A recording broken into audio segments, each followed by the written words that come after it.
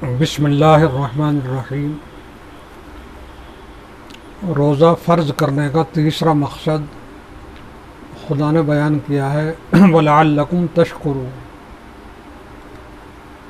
روزہ اس لیے فرض کیا گیا ہے تاکہ تم خدا کے شکر گزار بندے بن جاؤ۔ آیت شریفہ کے اندر روزے کے 3 مقاصد بیان کیے گئے ہیں۔ اللہ تعالیٰ نے انسان کے اوپر روزہ فرض کیوں کیا ہے؟ 3 مقصد کو حاصل کرنا ہے۔ سب سے پہلا مقصد بیان کیا تھا لعلکم تتقون، تاکہ تم متقی بن جاؤ، تقوی اختیار کرو، گناہوں سے بچ جاؤ، محتاط زندگی گزارو۔ اور دوسرا مقصد بیان کیا تھا لتکبروا اللہ علی ما ھداکم، اپنے اوپر خدا کی بڑائی بیان کرو، بڑائی کو قائم کرو۔ تو روزہ کے ذریعے سے وہ مقصد بھی حاصل کرنا ہوتا ہے۔ اور تیسرا مقصد بیان کیا ہے شکر کا، تاکہ روزے کے ذریعے سے آدمی خدا کی نعمتوں کی قدر کرے اور اس کے اندر شکر کا جذبہ پیدا۔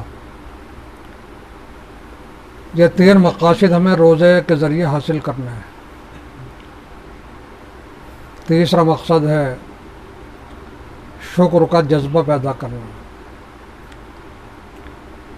انسان کی یہ فطرت ہے کہ جب کوئی چیز اسے فراوانی کے ساتھ ملتی ہے تو اس کی قدر اسے معلوم نہیں ہوتی۔ وہ یہ سمجھتا ہے کہ یہ تو معمول کی چیز ہے۔ جب وہ نعمت ختم ہو جاتی ہے یا زائل ہو جاتی ہے یا چھین لی جاتی ہے تو اس وقت اس کی قدر کا احساس ہوتا ہے۔ جب تک آدمی تندرست رہتا ہے تو تندرستی کی قدر نہیں ہوتی۔ تندرستی کی قدر اس وقت ہوتی ہے جب کہ وہ بیمار پڑ جائے، چلنے پھرنے کے قابل نہ رہے، تب اس کی زبان سے نکلتا ہے کہ تندرستی 1000 نعمت ہے، تب وہ تندرستی کی قدر کرتا ہے۔ اسی طریقے پر بہت ساری مثالیں ہیں موجودہ زمانے کے اندر جو اللہ تعالیٰ نے ہمارے لیے قیمتی نعمتیں اور وسائل پیدا کر دیے ہیں۔ قدیم زمانے کے اندر اگر ایک چیز بھی وجود میں آ جاتی تو لوگ اسے معجزہ کہتے، مثلاً ہوائی جہاز سے اڑنا، ریلوں کے اندر سفر کرنا، آرام دہ چیزوں کو استعمال کرنا۔ لیکن چونکہ یہ بہت زیادہ عام ہو چکی ہے تو ہمارے دلوں کے اندر اس کی قدر بھی ختم ہو چکی۔ ہم اسے خدا کی غیر معمولی نعمتیں نہیں سمجھتے۔ یہ انسان کا عام مزاج ہوتا ہے۔ تو اللہ تعالیٰ نے ان نعمتوں کی قدر کو ظاہر کرنے کے لیے رمضان کا روزہ فرض کیا اور دن کے اندر کھانے پینے کے اوپر پابندی لگا دی کہ نہ کھا سکتے نہ پی سکتے۔ کھانا پینا انسان کا روزمرہ کا معمول ہے۔ 11 مہینے تک وہ دن میں جب چاہتا ہے اور جس جگہ چاہتا ہے کھا پی لیتا ہے، اسے اس کی قدر کا احساس ہی نہیں ہوتا۔ تو اللہ تعالیٰ نے اسے احساس دلانے کے لیے، یہ بتلانے کے لیے کہ یہ چیزیں تمہاری زندگی کے لیے کتنی قیمتی ہیں، دن کے اندر روک لگا دی کہ نہ کھا سکتے نہ پی سکتے۔ تو چنانچہ روزے دار کے لیے محسوس ہوتا ہے کہ پانی کتنی قیمتی چیز ہے۔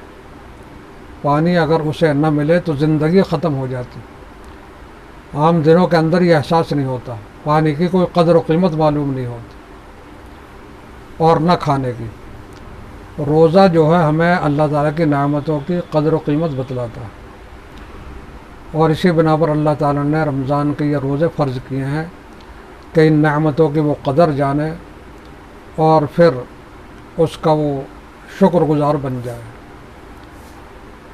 شکر گزاری اس وقت آتی ہے جب نعمتوں کی قدر ہوتی ہے، اور نعمتوں کی قدر اس وقت ہوتی ہے یا تو چھین لی جائے یا ختم کر دی جائے۔ اللہ تعالیٰ نے ہمارے ساتھ ایسا معاملہ نہیں کیا کہ ان نعمتوں کو، یعنی کہ پانی کی نعمت کو، کھانے کی نعمت کو چھین لے، بلکہ ایک وقفے کے لیے روک لگا دی تاکہ اسے یہ احساس ہو جائے کہ یہ نعمتیں اللہ تعالیٰ کی کتنی قیمتی ہے، اور ان نعمتوں کو پا کر اس کے دل کے اندر شکر کا جذبہ ابھر جائے، تو ہمیں روزے کو ان نعمتوں کی قدر کرنے کا ذریعہ بنانا پڑے گا۔ ایسا نہیں ہو سکتا کہ آدمی روزہ رکھے اور وہ خود بخود شکر گزار بن جائے۔ ہمیں روزے کو استعمال کرنا پڑے گا۔ روزے کے اندر جن چیزوں سے منع کیا گیا ہے تو ان کی اہمیت کو دیکھنا پڑے گا کہ ہماری زندگی کے اندر کتنی اہم ہے۔ زندگی کا دار و مدار ہے ان کے اوپر، کھانے پینے کے اوپر، تو مستقل طور پر اگر اللہ تعالیٰ ختم کر دیتا تو ہمارا کیا حال ہوتا۔ عارضی طور پر اللہ تعالیٰ نے یہ پابندی لگائی ہے تاکہ ان نعمتوں کی وہ قدر جانے اور قلب کے اندر شکریہ کا جذبہ پیدا ہو۔ تو یہ 3 مقاصد اللہ تعالیٰ نے بیان کیے ہیں، ہمیں ان 3 مقصدوں کو حاصل کرنا ہے، تب جا کر اللہ تعالیٰ کے نظر میں ہم روزے دار ہوں۔ پہلا مقصد تو لعلکم تتقون سے بیان کیا ہے کہ تم گناہوں سے بچ جاؤ اور بری عادتوں کو ترک کر دو، چھوڑ دو انہیں۔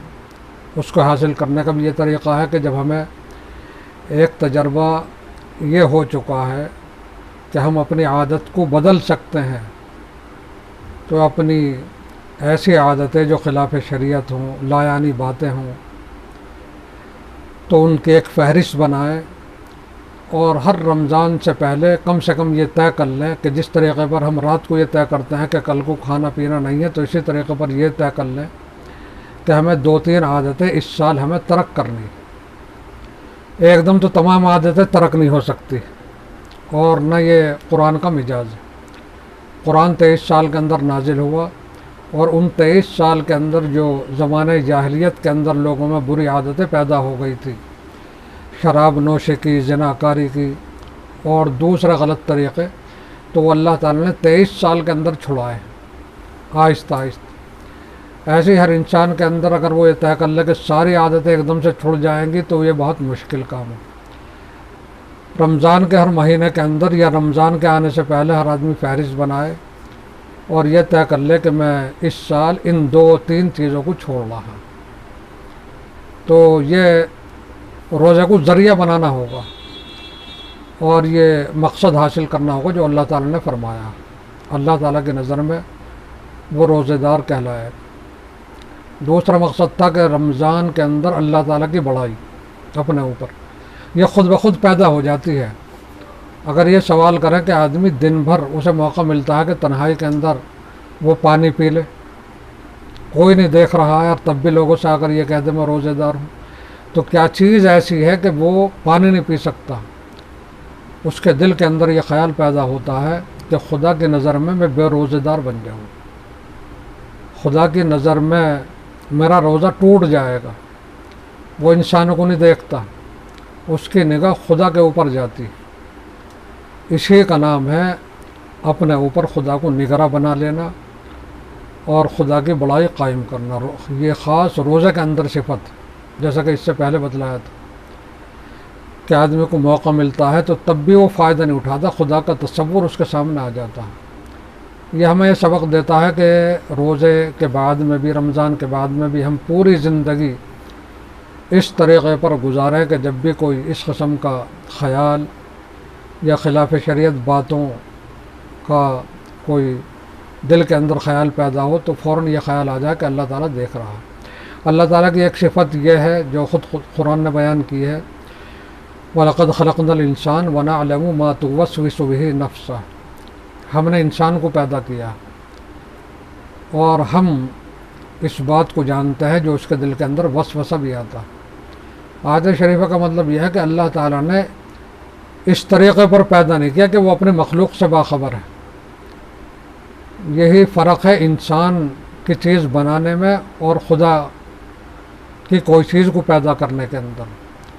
انسان کوئی چیز بناتا ہے لیکن انسان کی بنائی ہوئی چیز کا تعلق بالکل اس سے نہیں رہتا، بنانے والے سے۔ اللہ تعالیٰ نے انسان کو اس انداز سے بنایا کہ ہر بدن تو بظاہر انسان کا معلوم ہوتا ہے، لیکن ہر چیز خدا کی نمائندہ، خدا کے زیر اثر ہے۔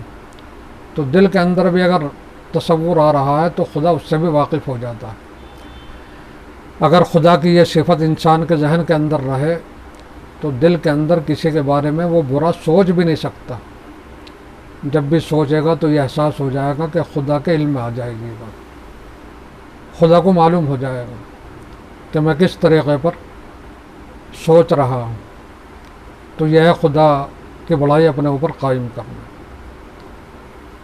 اور یہ تیسرا معاملہ شکر کا ہے کہ رمضان کا مہینہ جو ہے خدا کی نعمتوں کی قدر کرنے کا مہینہ ہے، اس کے ذریعے سے خدا کی قیمتی نعمتیں معلوم ہو جائے اور دل کے اندر اس کی قدر کرنے کا احساس پیدا ہے، اسی کا نام ہے شکر۔ شکر جو ہے اسلام کے اندر سب سے بڑی عبادت ہے، عبادتوں کی روح ہے، اصل عبادت۔ ایک آدمی نماز پڑھ رہا لیکن شکر نہیں کر رہا، خدا کی شکایت کر رہا ہے تو وہ عبادت بیکار ہے۔ ایک اعتبار سے اگر تمام عبادتوں کی روح کو دیکھا جائے تو ایک لفظ میں یہی کہیں گے کہ یہ شکر کی مختلف قسمیں ہیں۔ مثلا ایمان کیا ہے؟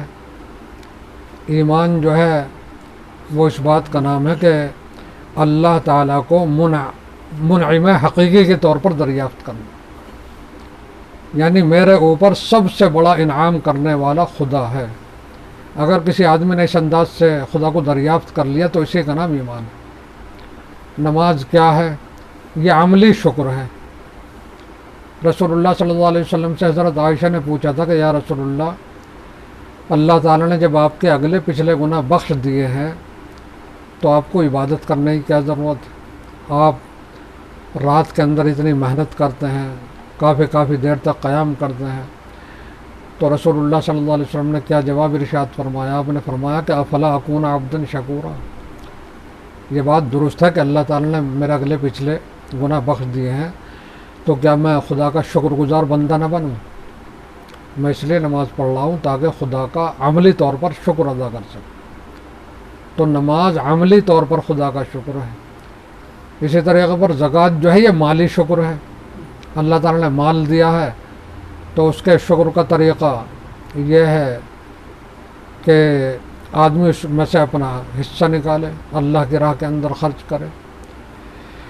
اور اسی طریقے پر روزہ جو ہے یہ بدنی شکر ہے، بدن کے اعتبار سے۔ تو اس طریقے پر اگر دیکھا جائے تو شکر جو ہے یہ سب سے بڑی عبادت قرار دی جاتا ہے، بلکہ شکر جو ہے یہ جنت والا راستہ ہے، جنت کا ٹکٹ۔ شیطان نے یہ وعدہ کیا تھا اللہ تعالیٰ سے کہ میرا آپ سے یہ وعدہ ہے کہ میں لوگوں کو ناشکرا بنا دوں گا، اور اس کے بارے میں جو لفظ استعمال کیے وہ یہ ہے کہ میں صراط مستقیم پر بیٹھ جاؤں گا۔ صراط مستقیم کا معنی آتا ہے سیدھا راستہ، یعنی وہ راستہ جو جنت کی طرف سیدھا لے کر جا رہا، جس پر چلنے کے بعد میں آدمی سیدھا جنت کے اندر پہنچ جائے۔ تو اس نے کہا کہ میں اس راستے کے اوپر بیٹھ جاؤں گا اور انسان کے پاس چاروں طرف سے آؤں گا۔ ثم لآتینہم من بین ایدیہم ومن خلفہم وعن ایمانہم وعن شمائلہم ولا تجد اکثرہم شاکرین، اور یہ کام کروں گا کہ انہیں ناشکرا بنا دوں گا۔ چنانچہ انسان یہی کام کرتا ہے کہ چاروں طرف سے آتا ہے۔ چاروں طرف سے آنے کا مطلب یہ ہے کہ ہر تمام پہلو پر پردہ ڈال دیتا ہے، وہ پہلو دکھاتا ہے جس سے ناشکری کے جذبات پیدا ہو۔ ایک آدمی کو تمام چیزیں دنیا کی حاصل ہے، ہر قسم کی فراوانی اور دوسرے تمام وسائل اسے دستیاب ہے، لیکن پھر بھی وہ اس سے اوپر کو دکھلائے گا کہ تیرے پاس تو یہ چیز ہے اور تیرے سے اوپر فلاں آدمی ہے، وہ تیرے سے بھی بڑھ کر ہے۔ تو یہ شکل لا کر وہ ناشکری کے جذبات پیدا کر دیتا۔ اور ایک آیت کے اندر اللہ تعالیٰ نے فرمایا ہے کہ اس نے اپنا یہ وعدہ پورا بھی کر دیا۔ ایک آیت شریفہ کے اندر اللہ تعالیٰ نے فرمایا کہ وَلَقَدْ صَدَّقَ عَلَيْهِمْ إِبْلِيسُ ظَنَّهُ فَاتَّبَعُوهُ إِلَّا فَرِيقًا مِّنَ الْمُؤْمِنِينَ، بے شک ابلیس نے اپنا وعدہ، اپنا گمان سچ کر دکھایا، اور بہت سارے لوگ اس کے پیچھے پڑ گئے، اس کی اتباع کرنے لگے، اس کے نقش قدم پر چلنے لگے، سوائے تھوڑے بہت مومنین کے۔ تھوڑے بہت مومنین تو اس سے بچے رہے، لیکن ایک کثیر تعداد اس کے پیچھے پڑ گئی۔ تو یہ جنت سے روکنے کا راستہ ہے کہ آدمی ناشکرہ بن جائے۔ اس کے لیے اللہ تعالیٰ نے بہت انتظامات کیے ہیں، اور ان انتظامات میں سے ایک یہ بھی ہے، قرآن شریف نازل کیا۔ قرآن شریف کی سب سے پہلی سورت جو ہے سورہ فاتحہ ہے، اور فاتحہ کی سب سے پہلی آیت الحمدللہ رب العالمین ہے۔ اس کا ترجمہ ہے رب العالمین کا شکریہ، خداوند عالم کا شکریہ۔ یعنی اس شیطان کی ترکیب سے بچنے کے لیے اللہ تعالیٰ نے یہ انتظام کیا کہ قرآن شریف پڑھنا لازمی ہے، پھر سورہ فاتحہ نماز کے اندر لازمی ہے، اور پھر نماز پڑھنے والا، قرآن شریف پڑھنے والا ہر قسم کا آدمی ہوتا ہے، چاہے وہ قرض دار ہو، بیمار ہو، تندرست ہو، کسی بھی پریشانی کے اندر مبتلا ہو، تو ہر حال کے اندر اللہ تعالیٰ اس سے شکر کا کلمہ کہلانا چاہتا ہے۔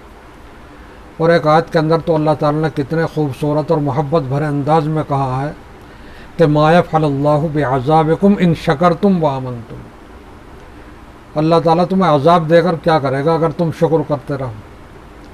یعنی یہاں پر یہ نہیں کہا کہ نماز پڑھتے رہو، روزہ رکھتے رہو، حج کرتے رہو تو تمہیں عذاب نہیں دینے کا، بس ایک لفظ کو کہا ہے کہ اگر تم خدا کے شکر گزار بندے بن جاؤ تو اللہ کو کیا ضرورت پڑی کہ وہ تمہیں عذاب دے۔ تو شکر کی اسلام کے اندر اتنی اہمیت ہے، اس لیے اللہ تعالیٰ نے روزے کا ایک مقصد اس کو قرار دے دیا کہ وہ لوگ جو ہے شکر گزار بن جائیں۔ دعا کیجیے اللہ تعالیٰ عمل کی توفیق عطا فرمائے۔